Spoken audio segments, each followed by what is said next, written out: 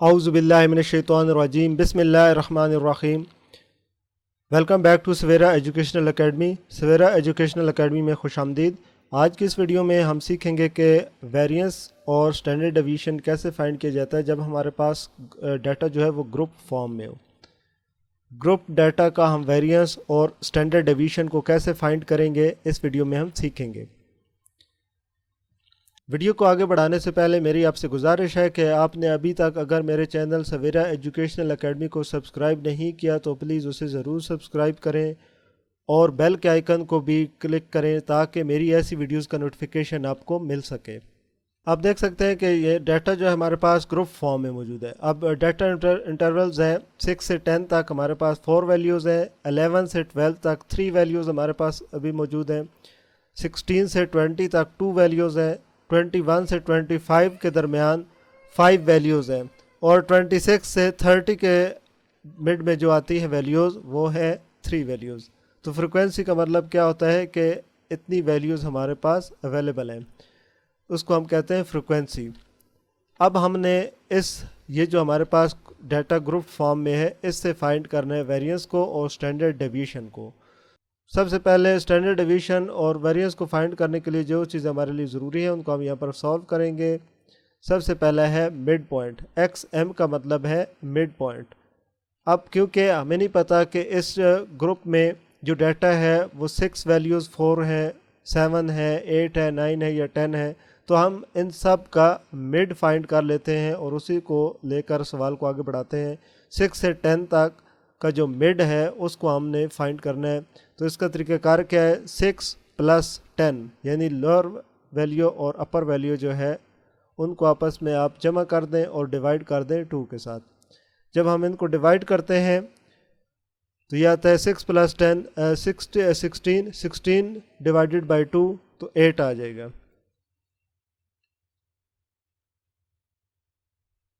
इसी तरह से 11 + 15 इसको जब हम डिवाइड 2 के साथ करेंगे तो यह आएगा 13। 16 + 20 डिवाइडेड बाई 2 18। इस तरह से हम मिड वैल्यूज़ ये सारी फाइंड करेंगे। 21 + 25 डिवाइडेड बाई 2 23।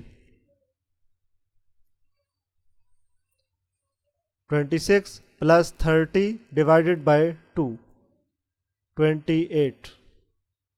ये अब हमने सब के जो मिड पॉइंट्स थे, जितने भी ग्रुप्स थे उन सब के मिड पॉइंट्स लिख दिए। अब यहाँ पर हमने लिखना है इन सब को जब मल्टीप्लाई करने टोटल वैल्यूज़ इनकी क्या बन रही है वो यहाँ पर हम लिखेंगे। तो एक्स एम क्या है यानी कि मीडियन वैल्यूज़ क्या आई हैं उनके साथ हमने मल्टीप्लाई करना है एफ यानी फ्रिक्वेंसी के साथ। X M multiply F, mid point को मल्टीप्लाई करना है फ्रिक्वेंसी के साथ। 8 को 4 के साथ जब मल्टीप्लाई करेंगे तो आएगा 32।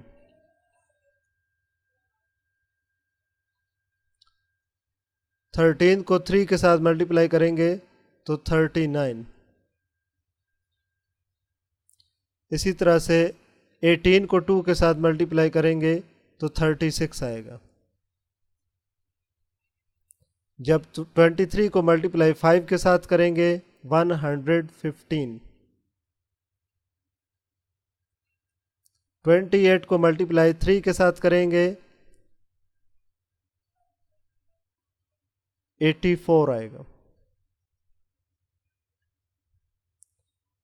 अब हमने इन सब को सम अप कर लेना है। जब हम इन सब को सम करेंगे, जमा करेंगे सब वैल्यूज़ को, तो ये आएगा 306। इसको मैं दोबारा यहाँ पर लिख देता हूँ, ये 306 इन सब का सम आ जाएगा यहाँ पर। इसके बाद हमने इन वैल्यूज़ का मीन भी फाइंड करना है। मीन फाइंड करने के लिए हम क्या करेंगे, ये जो हमारे पास सम आया है इसको हम डिवाइड कर देंगे 17 के साथ। अब हम इन सब वैल्यूज़ का मीन फाइंड कर लेंगे। x बार = 306 डिवाइडेड बाई 17, क्योंकि टोटल जो वैल्यूज़ हमारे पास हैं वो 17 है तो 17 के साथ डिवाइड कर लेंगे तो आंसर आएगा 18। जो हमारा मीन है इस डाटा का वो 18 आ गया। तो यहाँ पर सब के सामने मैंने मीन को पहले से मेंशन कर दिया है 18। जब हमने मीन फाइंड कर लिया तो इसके बाद अब हम मीन को इन सारी वैल्यूज से माइनस करेंगे।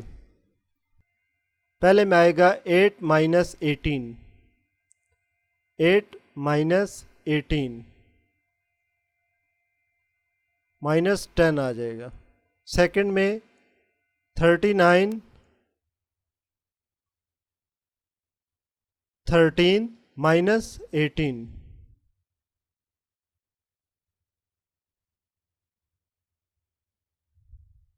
माइनस 5। थर्ड में 18 माइनस 18 0। 23 माइनस 18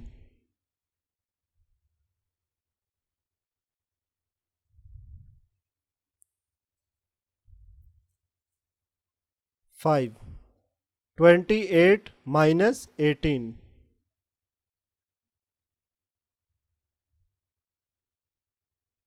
10। तो ये डिफरेंस हमने फाइंड कर लिया। जो मिड पॉइंट्स थे उनसे हमने मीन को माइनस कर लिया।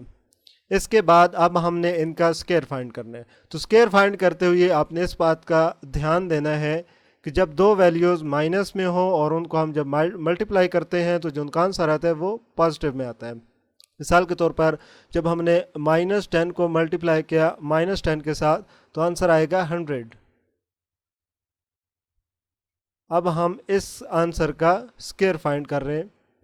-5 मल्टीप्लाई -5 25। 0 को जब हम इसको किसी भी वैल्यू के साथ मल्टीप्लाई करते हैं तो आंसर 0 ही हमेशा आता है। 5 को मल्टीप्लाई 5 25। 10 मल्टीप्लाई 10, इसका स्केयर हम फाइंड करेंगे तो 100 ही आएगा। अब हमने ये जो वैल्यूज़ हैं इनको मल्टीप्लाई करना है फ्रिक्वेंसी के साथ। तो फ्रिक्वेंसी यहाँ पर मेंशन की गई है। सबसे पहले जो ग्रुप डाटा हमें मिला था उससे हमने मल्टीप्लाई करना है।